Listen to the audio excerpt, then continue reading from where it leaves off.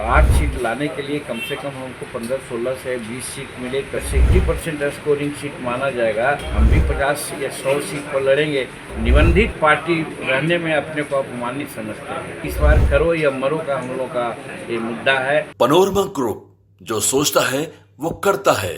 नमस्कार, आप देख रहे हैं न्यूज हाट। मैं हूं आपके साथ रितेश शर्मा।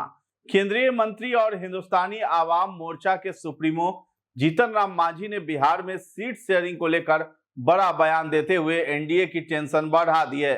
रविवार को बोधगया स्थित अपने आवास पर मीडिया से बात करते हुए कहा है कि बिहार विधानसभा चुनाव में 15 से 20 सीटें नहीं मिली तो 100 सीटों पर अकेले चुनाव लड़ेंगे। बता दें कि सीट शेयरिंग के बीच मांझी के इस बड़े बयान से एनडीए में खलबली मच गई है। पीएम मोदी के बिहार दौरे से पहले मांझी ने बड़ा बयान दे दिया है। एनडीए के साथी जीतन राम मांझी ने कहा है कि इस बार उनकी पार्टी का लक्ष्य मान्यता प्राप्त दल का दर्जा हासिल करना है। मांझी ने साफ कहा है कि हमारी पार्टी को बने हुए 10 साल हो गए हैं, लेकिन अब तक ये सिर्फ एक निबंधित पार्टी है। यह हमारे लिए अपमानजनक है। उन्होंने स्पष्ट किया है कि मान्यता पाने के लिए पार्टी को कम से कम 8 सीटें जीतनी होंगी और राज्य में कुल डाले गए वोटों में से 6% वोट हासिल करने होंगे। इसके लिए उन्होंने एनडीए से 15 सीटों की मांग की है। मांझी ने कहा है कि इस बार का चुनाव उनके लिए करो या मरो की स्थिति है। एनडीए में अपनी अहमियत बताते हुए मांझी ने कहा है कि उनकी पार्टी बिना पैसा खर्च किए भीड़ जुटा लेती है, जबकि दूसरी पार्टियां पैसों के दम पर भीड़ बुलाती है। उन्होंने भरोसा जताया कि गठबंधन उन्हें पर्याप्त सीटें देगा और 2025 में उनकी पार्टी मान्यता प्राप्त दल के रूप में उभरेगी। इसके साथ ही मांझी ने कहा है कि विपक्ष के पास कोई मुद्दा नहीं है, वे प्रलाप कर रहे हैं। भारत की जनता सब समझती है। देश की भलाई के लिए जो पीएम मोदी कर रहे हैं, हम 46 वर्ष से राजनीति कर रहे हैं, किसी पीएम ने इतना काम नहीं किया है। मांझी ने कहा है कि हम एक पैसा भी खर्च नहीं करते हैं, जहां जाते हैं वहां भीड़ होती है। ये सब चीजों को एनडीए के लोग समझते हैं और ये समझकर जो जिताऊ पार्टी है वो अनुमान करेंगे। हमको लगता है कि अच्छा मात्रा में सीट मिलेगी और हम मान्यता प्राप्त पार्टी 2025 में हो जाएंगे। ये हमारा लक्ष्य है। मान लीजिए कि हमको हिंदुस्तानी अवाम मोर्चा सेकुलर अधिकृत अगर करता है तो हम जरूर फैसला लेंगे। और एक फैसला में हमारा एक ही चीज़ है कि हम चाहते हैं कि हमारा हिंदुस्तानी अवाम मोर्चा सेकुलर हर हालत में मान्यता प्राप्त कर ले। और मान्यता प्राप्त करने के लिए हमको 8 सीट विधानसभा में चाहिए या 6% वोट चाहिए टोटल वोट पोल का। तो दो परिस्थिति है कि अगर 8 सीट लाने के लिए कम से कम हमको 15-16 से 20 सीट मिले तभी ना आ सकें। सब सीट हम जीत जाएंगे, सो बात तो है नहीं। तो अगर 60% स्कोरिंग सीट माना जाएगा तो भी अगर कहा जाएगा तो 15 सीट की बात आती है। 15 सीट हमको मिलेगा तो हम 8 सीट जीत जाएंगे। तो एक क्राइटेरिया है, और नहीं तो फिर हम भी 50 या 100 सीट पर लड़ेंगे। हर जगह हमारा 10,000 15,000 हमारा वोटर्स है, जीत करके 6% वोट ले आएंगे, हम मान्यता प्राप्त कर लेंगे। तो चूँकि 10 वर्ष हमारा पार्टी का हो गया, अब हम निबंधित पार्टी रहने में अपने को अपमानित समझते हैं। इसलिए इस बार करो या मरो का हम लोग का ये मुद्दा है। और हमारे सभी आप देख रहे हैं इस विधानसभा वाइज जो हो रहा है मगध में या दूसरी जगह में, आप देखिएगा कि अधिकांश जो वहाँ जाते हैं लोग श्रवण करने के लिए वो हमारे हिंदुस्तानी अवाम मोर्चा सेकुलर के ही वर्कर रहते हैं। और इससे उन लोगों का आभास मिल गया होगा कि जीतन मांझी का धरातल क्या है। और दूसरी बात यह है कि दूसरे लोग तो होता है कि भाई पैसा के बल पर एक जगह मीटिंग करते हैं तो 500 गाड़ी 1000 गाड़ी समूचे बिहार से मंगा लेते हैं और हो जाता है, जिंदाबाद का नारा होता है। हम तो एक पैसा खर्च नहीं करते हैं, सब अपने लोग आते हैं और जहाँ जाते हैं वहाँ 10,000 की भीड़ 12,000 की भीड़ होती है।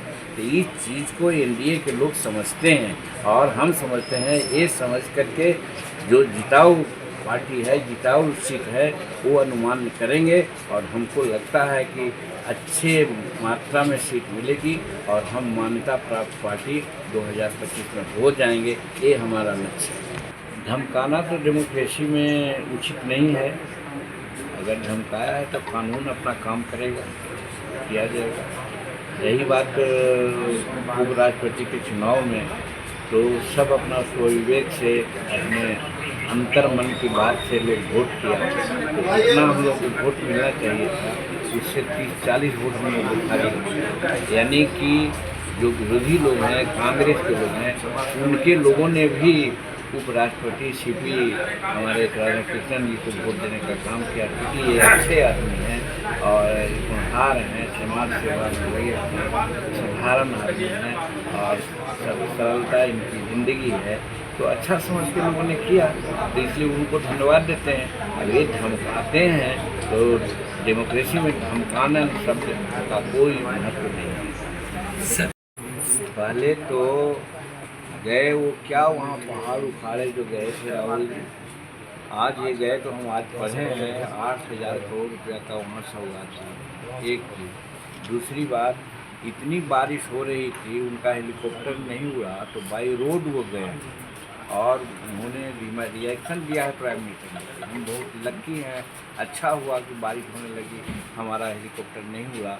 हम गांव और घर देखते गए, लोगों के यहाँ बहुत अच्छा लोग हैं, अच्छे लोग हैं और उसके विकास के लिए जो भी होगा हम स्पेशल काम करेंगे।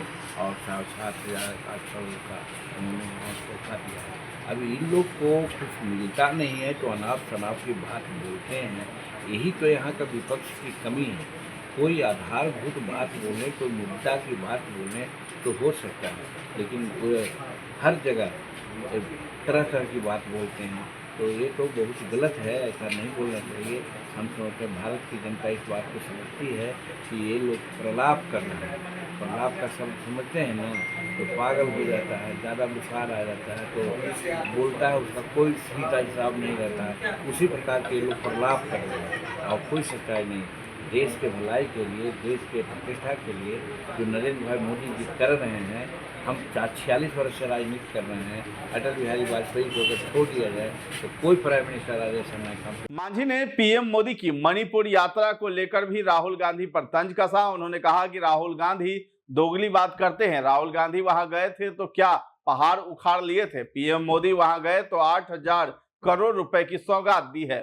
मांझी ने कहा है कि इतनी बारिश में पीएम मोदी का जब हेलीकॉप्टर नहीं उड़ान भरा तो वो सड़क मार्ग से पहुंचे थे।